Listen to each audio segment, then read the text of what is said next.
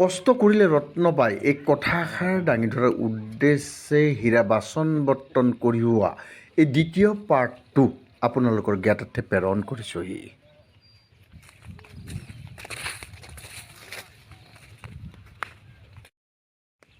কিমাননো কষ্ট কৰিব, কিমাননো বজা কঢ়িয়াব, সংসাৰ চলাটো ইমান সহজ কাম নহয় দেই।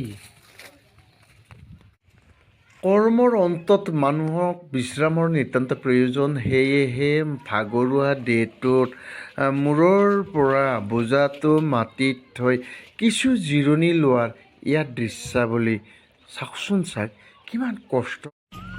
গিৰিয়েক আৰু ঘৈণীয়েক উভয়ৰে যদি মিল মহব্বত থাকে তেতিয়াহ'লে জটিল জটিল কামসমূহ অতি সহজতে কৰি ল'ব পাৰেহি।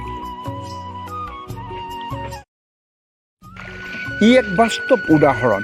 গিৰিয়েক আৰু ঘৈণীয়েক দুয়োজনে এই নৌকাখনৰ জৰিয়তে হীৰা মাটিৰ ব্যৱসায় কৰোঁ বুলি মৰহাস কৰিছে। গতিকে ঘৈণীয়েকজনীয়ে বাচন বৰ্তনসমূহ আগুৱাই দিছেহি আৰু গিৰিয়েকজনে নৌকাৰ ভিতৰত এই সাজ বাচনসমূহ সুন্দৰভাৱে সজাই আহিছে। এইখিনিতে অসমীয়াত থকা কথাষাৰিলৈ মনত পৰিছে, কষ্ট কৰিলে ৰত্ন পাই বাণিজ্য বসতি লক্ষ্মী। কথাষাৰ বোধগম্য হৈছেহি।